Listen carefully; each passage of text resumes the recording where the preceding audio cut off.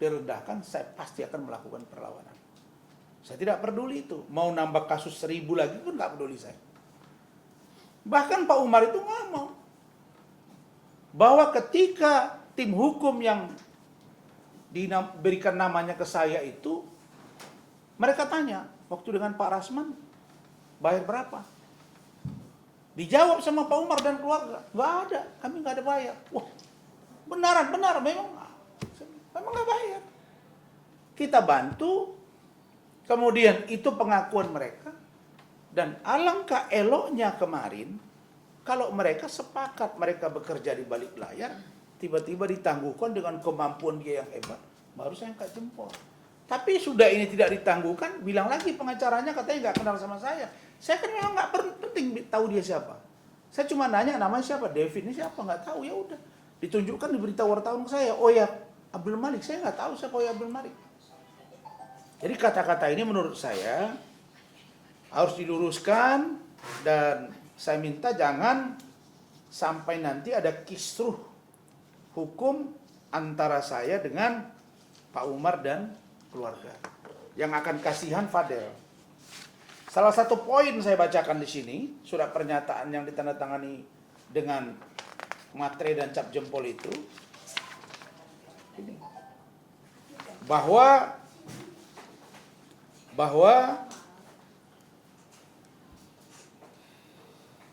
keluarga besar Fadel Bajide meminta kepada Bapak Razman Arif Nasution untuk membantu seluruh masalah hukum yang terjadi.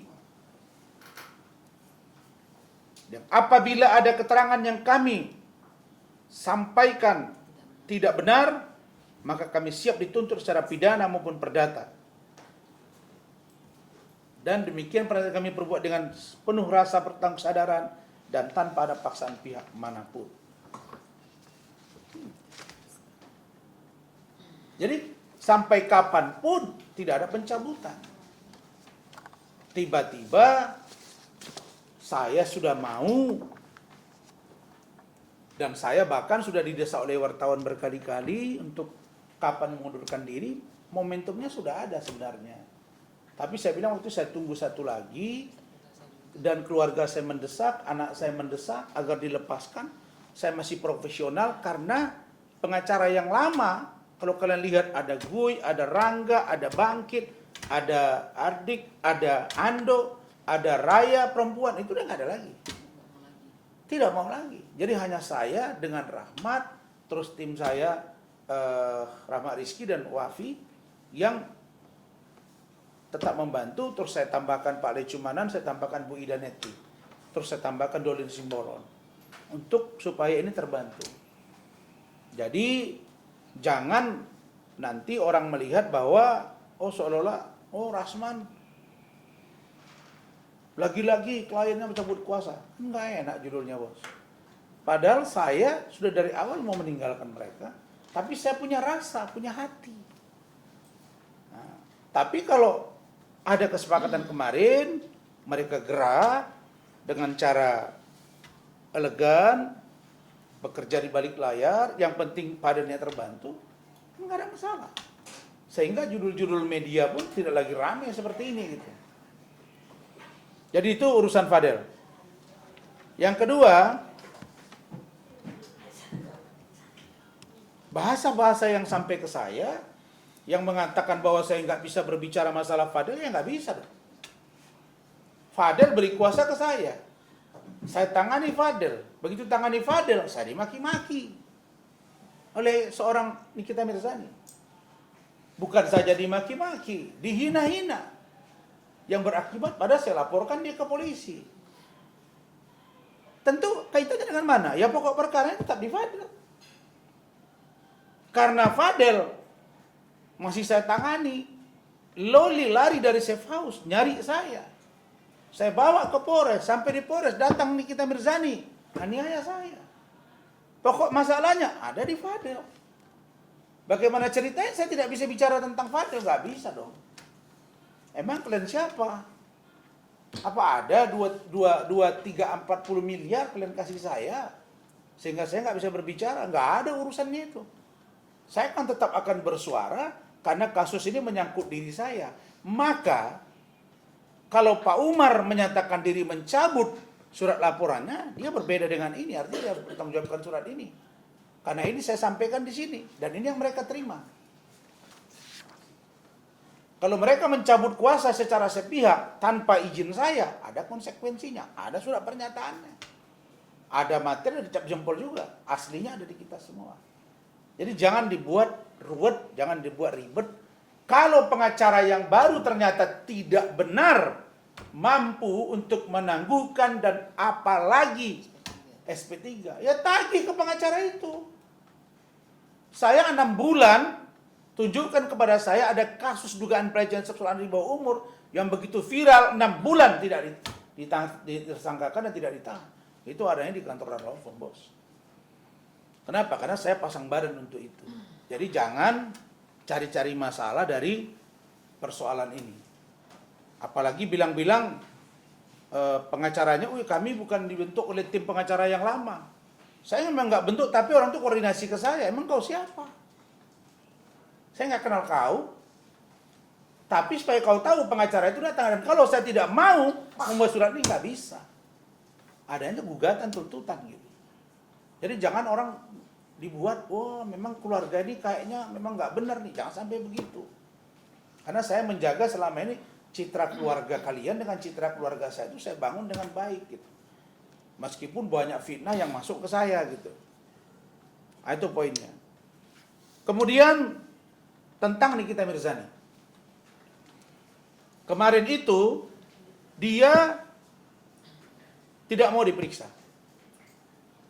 Saya hubungi Kapolres lagi, saya hubungi ketua tim hukum saya Pak Lecumanan, Pak Lecumanan koordinasi ke penyidik, diberitahu bahwa NM bersedia diperiksa, ditahti, tetapi tolong supaya didampingi oleh pengacaranya. Oke, maka setelah Lebaran ini akan ada pemeriksaan, setelah itu langsung gelar naik sidik. Ini kata ketua tim saya, karena saya pun udah beritahu ke Kapolres. Ini poin tentang Nikita Mirzani. Jadi, terus ada yang bilang ke saya, Bang, itu hukumannya kan di atas 2 tahun. Apa abang nggak kasihan, nambah lagi? Udah dia kena sekarang ancaman hukuman 20 tahun. Ya saya bilang, untuk efek jerah ya apa salahnya gitu. Untuk dia. Kemudian tentang LP Denis Syariesta yang ketiga. Ini juga sudah berlarut-larut. Nah, Denis ini saya lihat malah melaporkan dokter detektif. Dan saya minta Pak Kapolda Sumut, Dir Cyber untuk mempercepat ini. Jangan bolak-balik berkas yang diberikan oleh jaksa Kejaksaan Tinggi Sumatera Utara itu belum terpenuhi terus. Unsurnya sudah sangat kuat. Jangan saya disuruh untuk bersuara keras lagi. Karena suara keras saya biasanya saya gunakan waktu-waktu yang paling tepat untuk menjadi atensi di negara ini. Bukan bisa saya tidak bisa keras, lebih keras dari yang kemarin juga masih bisa. Kemudian tentang Hotman Paris. Hotman, kau itu saya perhatikan sekarang, dalam seminggu, kalau kau tidak posting tentang seorang Rasman, kayaknya kau nggak sehat. Ini orang kayaknya mimpi nih kalau nggak ketemu, kalau nggak bahas saya sekali seminggu minimal. Posting. Kau posting, saya pasti posting. Kau kejar, kau kudekat. Orang aku nggak ada takut sama kau. Dan saya sudah hampir yakin, berdasarkan fakta persidangan antara kau dengan saya di depan majelis hakim. Apa kau tidak malu? Hotman, kau ngomong di situ. Itu tidak ada, tapi kalaupun ada itu kan suka sama suka. Emang orang bodoh apa? Jadi saya yakin bahwa perbuatanmu itu ada. Ditambah dengan keterangan wartawan juga kemarin mengatakan memang benar iklim hakim tidak dalam tekanan. Ditambah lagi keterangan-keterangan dari yang lain di situ. Sedangkan saksi Muajahana Pertiwi dengan Miki Yanto kewalahan menjawab, ada yang bilang nengok di Pacific Place, ada yang bilang nengok dalam mobil, ada yang bilang kau sedang di Bali.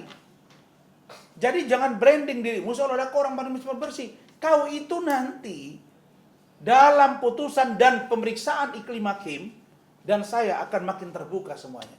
Masyarakat Indonesia perlu tahu bahwa ketika debat dengan saya di depan majelis hakim, Hotman itu nggak bisa jawab. Ketika dia tersudut, dia bilang, iya kalaupun itu terjadi suka sama suka. Bagaimana cerita orang pacaran?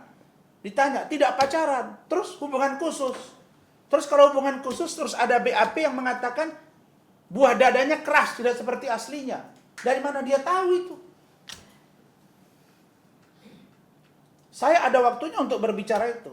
Jadi kau, Hotman, sudah mulai kau lemah, kelihatan di kasus kau yang di Pengadilan Negeri Jakarta Utara, mulai kau geser ke urusan di Mabes Polri.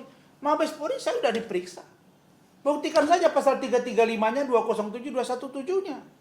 Ada nggak undang-undang yang mengatur tentang contempt of court? Tidak ada. Kalau 335, di situ ada ancaman kekerasan. Yang melakukan di tempat umum, bukan di ruang pengadilan. Yang kedua, ruang pengadilan itu apakah dalam on atau off? Jawabnya off. Kok ada kalimat saya katanya di situ. Koruptor, koruptor. Itu diedit. Yang saya bilang, penghakim-hakim juga banyak yang koruptor. Polisi juga, jaksa juga, KPK juga, pengacara juga. Makanya kita perlu sekarang ini untuk saling mengawasi di antara kita. Jadi Hotman kalau saya perhatikan, maaf nih. Coba perhatiin yang terakhir nih dia ngomong. Kalau dia ngomong, betul nggak? Coba amati kalian. Kayaknya ada gangguan saraf di sini tuh. Bener? Kalau dia ngomong,